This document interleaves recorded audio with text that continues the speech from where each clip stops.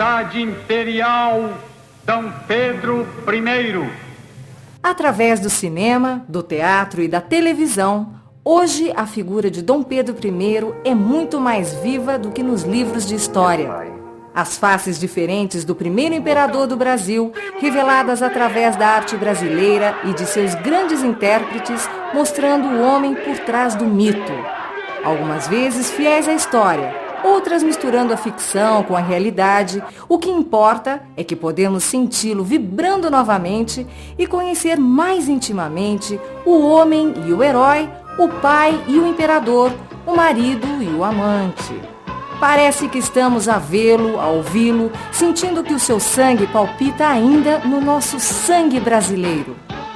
O Dom Pedro é um personagem fantástico, absolutamente fantástico, porque de um dono de uma personalidade inconfundível, ímpar, e participou de momentos absolutamente transcendentais da história do Brasil.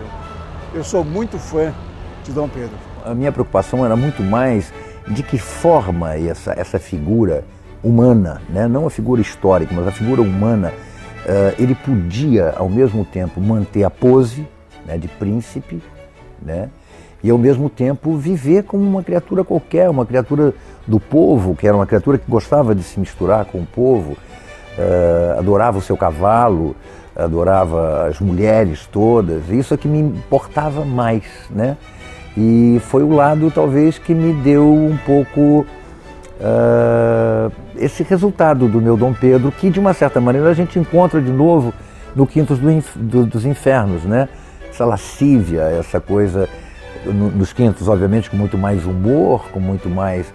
Isso era uma coisa bem do estilo, né, que o Wolff imprimiu ao espetáculo que ele fez, ao seriado que ele fez.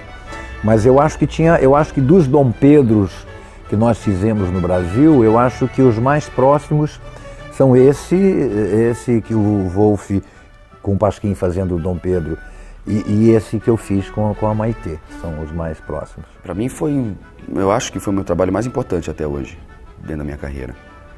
E um dos mais difíceis, porque é muito difícil você tentar transmitir uma emoção, ou as emoções, quando o personagem, quando essa pessoa, quando essa personalidade existiu. Entendeu? É muito difícil você transmitir isso e tentar passar veracidade na coisa. Foi o meu personagem mais difícil e mais gostoso de fazer. Eu procurei, quer dizer, é uma participação, mas dentro desse trabalho uma coisa mais humana, onde eu não fosse não tão idealista, não tão rebelde, mas com o espírito de humanismo, de respeito àquelas pessoas e com uma certa aura, uma certa energia de príncipe, uma coisa já meio lá longe, que é aquela postura dele, mas com casaco de couro. O figurino foi muito feliz do filme também, né? Uma coisa mais despojada, com couro, peito nu e tal. Então eu procurei dar esse lado e trazer ele mais para o brasileiro, né? Na relação com as pessoas. Eu acho que o Dom Pedro I, ele olhava no olho das pessoas. Isso é um diferencial daquela figura mais, né?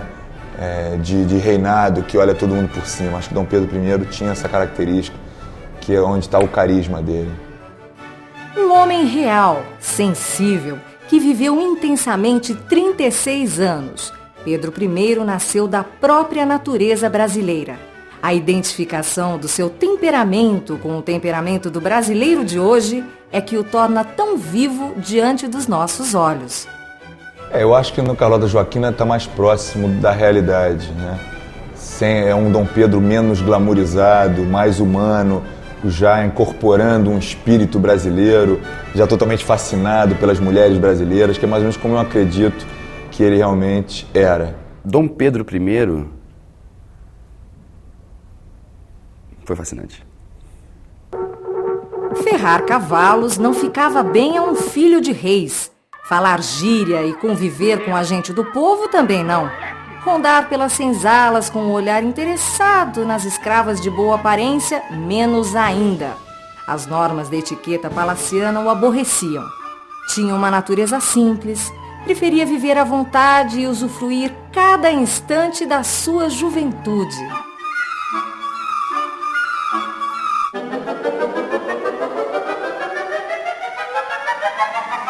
Pedro de Alcântara, Francisco, Antônio, João, Carlos, Xavier de Paula, Miguel, Rafael, Gonzaga, Pascoal, Cipriano, Serafim de Bragança e Bourbon, nasceu às 6h30 da manhã no Palácio Real de Queluz, em Lisboa, em 12 de outubro de 1798. O nome de nossa família, os nomes que eu tenho, que meus filhos têm, que meus antepassados tiveram, em geral bastante longos, frequentemente são homenagem a santos e a santas. Como nós, de formação cristã, católica, já de gerações e gerações, o nome João, o nome Pedro, o nome Gabriel, o nome Maria, por exemplo. Eu sou João, Henrique, Maria, Gabriel, Gonzaga, de Orleans e Bragança. Então são todos nomes em homenagem a alguns antepassados nossos e também, basicamente, homenagem a santos e santas da nossa cultura religiosa cristã. Era filho de Dom João, príncipe regente de Portugal e futuro rei do Reino Unido de Portugal, Brasil e Algarves, e da Sereníssima Senhora Infanta de Espanha, Dona Carlota Joaquina de Bourbon. Do pai, herdou a simplicidade de costumes e o trato afável, assim como o culto do dever que manifestou em horas difíceis do seu reinado. Da mãe, o espírito arrebatado e impulsivo. Em 1801, foi proclamado Infante de Portugal e Príncipe da Beira, tendo a sua infância acontecido em um dos períodos mais agitados da vida política de Portugal. Napoleão Bonaparte, imperador da França, não aceitava a fidelidade da aliança entre Portugal e a Inglaterra e, através das armas, decidiu neutralizar Portugal. Estando próximo de se ver reduzido a um personagem subalterno, Dom João VI, que reinava em nome de sua mãe, a rainha Dona Maria I, que havia enlouquecido, aceitou o plano inglês de se transferir para o Brasil no caso de Portugal ser invadida. Mas a ideia de uma fuga para a colônia não era das mais aceitáveis entre a família real. No Brasil eu não vou! Não vou! E saiam daí! Ai, Jesus! Ai, Jesus! Ai, Jesus! Juan, si estuvieras considerando, si te impusieran nuestro traslado a Brasil, ¿qué aviso? Partirás sin mí. Yo no seré jamás la princesa de Brasil. Todos nós sabemos que a família real veio em circunstâncias não de fuga, conforme a historiografia costuma dizer, mas ela veio, sobretudo, numa atitude muito política, muito estratégica, muito diplomática, no sentido não apenas de salvar a família real portuguesa, mas também, de alguma maneira, dinamizar essas terras que estavam ainda bastante esquecidas e que, de alguma maneira, vão sofrer algumas transformações com a chegada da família. Dom João VI, quando veio para o Brasil, e fez com que o Brasil se tornasse o país continental que é hoje, com a independência. Dom João VI foi o único rei português, o único rei da Europa, que veio para o Brasil quando Napoleão invadiu a Europa quase toda. Nenhum outro rei da Europa saiu de seu país, ou foi preso ou virou aliado de Napoleão. Dom João VI teve essa ideia de vir para o Brasil, fugiu de ser preso, obviamente, para não se aliar. E quando chegou aqui no Brasil, ele viu que país era esse, o potencial desse país independente. E viu que mais cedo ou mais tarde o Brasil seria independente, como foi o resto dos países da América Latina. Uruguai, Argentina, Peru, Paraguai, Chile, Colômbia, enfim, todos os outros países de língua espanhola que deveriam ser um país só, porque o Tratado de Tordesilhas dividia a América em dois, de língua espanhola e portuguesa. E Dom João VI teve essa visão histórica, única no mundo, de um colonizador, quer dizer, aquele que detinha o poder, aquele que sugava Portugal, né? Porque a colonização, sem dúvida, era a lei do mais forte. Mandava quem tinha mais força, como é hoje em dia, do lado econômico. Na época, quem tinha mais exército, quem tinha mais marinha. Dom João VI teve essa visão histórica de saber que esse país independente, sem guerra, sem sangue e sem rupturas, teria muito mais futuro pela frente. Porque foi criado nesse ambiente, apesar de ter todos os professores que o ensinaram a falar algumas línguas, a escrever e tal. E ele tem esse aspecto, ele é poeta, músico, grande amante, se envolvia com todo tipo de mulher, né, com as costureirinhas da Rodovidor, com as atrizes que chegavam ao Rio de Janeiro, com as mulheres dos seus súditos, enfim, ele tinha uma sensualidade enorme. E ele era como eu digo na minha peça, ele era tem um momento que a Marquesa de Santos chama ele, diz que ele é o galo naquele galinheiro, que é o Rio de Janeiro. Tinha sangue português, mas ele tinha alma e espírito brasileiro. Ele se apaixonou pelo Brasil. Creio eu que foi o amor à primeira vista. Chegou num país onde era todo mundo muito livre, todo mundo muito...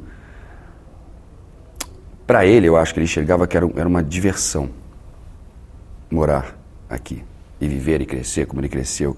Eu acho que ele cresceu e viveu aqui alegre, curtindo o Brasil.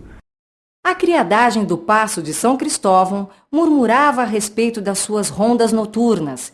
E embora ele saísse incógnito para tais andanças, muita gente estava a par das façanhas amorosas do jovem conquistador. O ator Marcos Pasquim, o Quinto dos Infernos, passou para o telespectador brasileiro um Pedro I bem-humorado e bem sexual. Pois é, eu acho que isso é louco. Esse menino era muito louco. A Noemi foi o primeiro grande amor dele. E a Marquesa de Santos foi um amor arrebatador.